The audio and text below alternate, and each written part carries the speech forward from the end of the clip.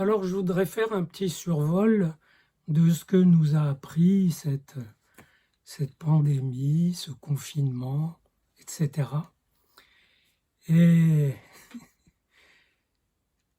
il y a beaucoup de choses, comme si ça avait fait une incision dans le corps social, et ce qu'il en sort est bien intéressant concernant les organes de la société. Et déjà, on est un peu frustré de voir que ça se termine sans trop qu'on sache pourquoi. Je me dis, une idée comique comme ça, c'est que le virus s'est épuisé dans les corps qu'il a infectés et dans l'air qu'il a tué, et que si des virus voulaient sauter d'un corps à l'autre, dès qu'il y a de la distance, 1,50 m, ils n'y arrivent pas, ils tombent au milieu. Plus sérieusement, et on a une mise à nu, je l'ai déjà dit, des tares très profondes de ce cher pays. Encore une fois, ce n'est pas l'impréparation qui est en cause, c'est une fois l'événement arrivé, le manque total d'énergie pour réagir. L'absence de ligne directe entre la décision et l'exécution, entre le dire et le faire, entre le besoin et la possibilité de le satisfaire, soit en mobilisant ce qui est déjà, soit en créant de toutes pièces ce qu'il faut pour ça. Or, qui dit mobiliser, dit mobilité, et il semble que l'immobilité, ou plutôt la lourdeur intrinsèque à l'appareil d'État, soit aussi installée dans les esprits, et que finalement l'État qui aurait pu faire après tout un appel au peuple pour un objet aussi dérisoire que le masque. À vos masques, tous, dans les 3 jours, faites-le vous-même, avec vos voisins, avec vos proches. Bref, on aurait eu quelque chose de l'ordre d'une mascarade au bon sens du terme, un peu d'arlequin des visages, et puis avec les gestes, on aurait été tous confinés individuellement dès la mi-janvier. Mais il semble qu'au lieu d'une pédagogie positive, insistant, disant « attention, on vous met à l'essai, vous avez un devoir à faire et à remettre dans 15 jours.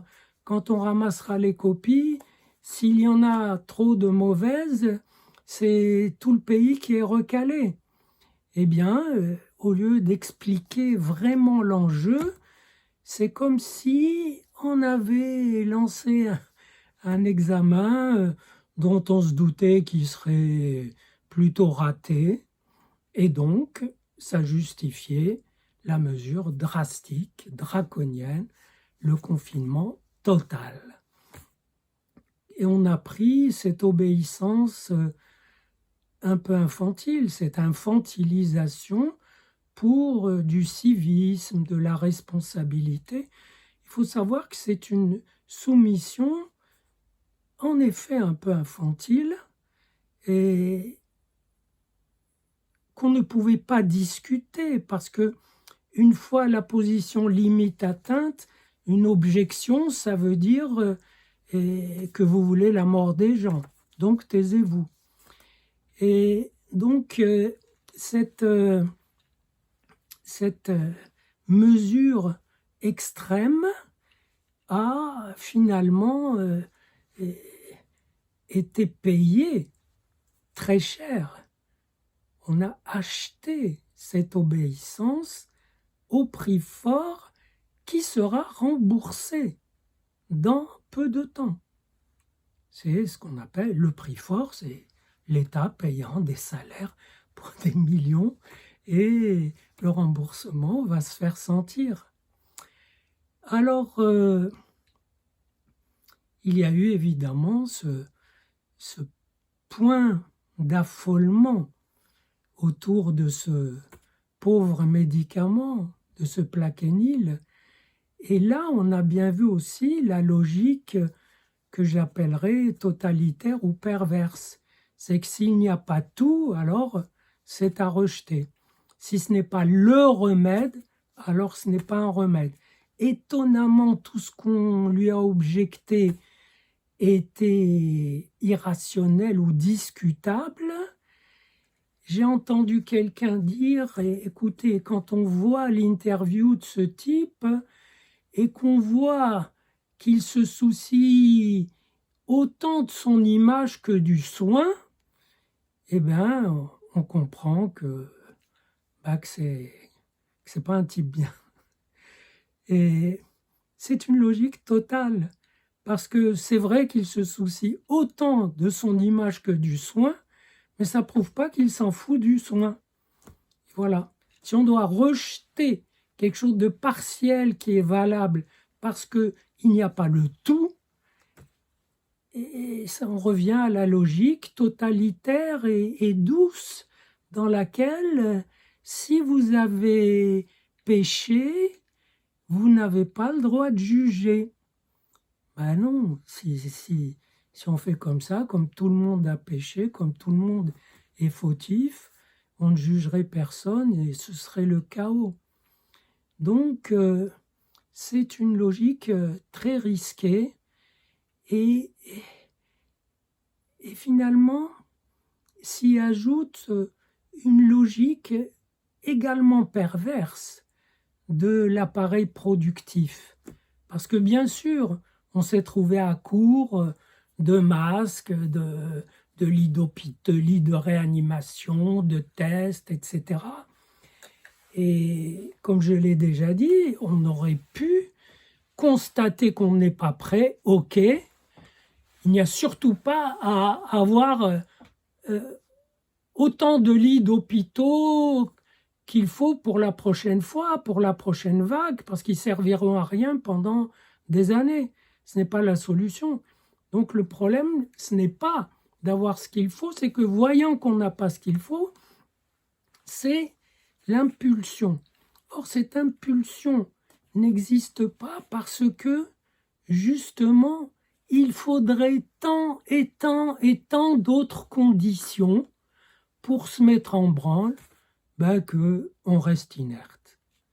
Donc, finalement, l'appareil productif nous considère comme, bien sûr, une masse à exploiter quand on est des travailleurs, une masse qui n'est bonne qu'à consommer ce qu'on lui donne à consommer. Et si elle a besoin d'autre chose, il faut que ce soit rentable de le lui produire, sinon elle devra s'en passer. Autrement dit, et là encore, c'est dédoublé, il y a l'utilité, le profit, et si le profit n'est pas suffisant, c'est lui qui l'emporte.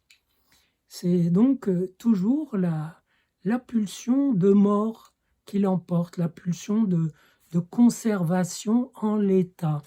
C'est une pulsion de mort qui a confiné et réduit au silence toutes ces villes, c'est-à-dire conservation avant tout. On ne voit même plus qu'on pourrait diversifier la conservation, la protection. Alors, voilà, est-ce que, une fois remarqué ces lourdeurs, ces inerties, ces tares, ces impuissances, ces manques de réactivité, est-ce que les gens qui en ont souffert, est-ce qu'ils peuvent avoir voix au chapitre? Ce n'est pas évident.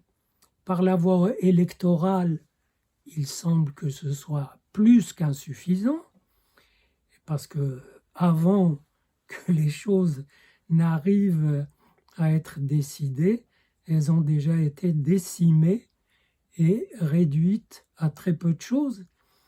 Est-ce que cette voix populaire diversifiée peut se faire entendre? C'est une vraie question. L'expérience des Gilets jaunes a montré que des révoltes sans responsable, sans chef, au nom de la liberté totale, au nom de l'égalité absurde, eh bien, qu'elles s'épuisent comme des petites épidémies et qu'elles meurent. Est-ce que autre chose est possible?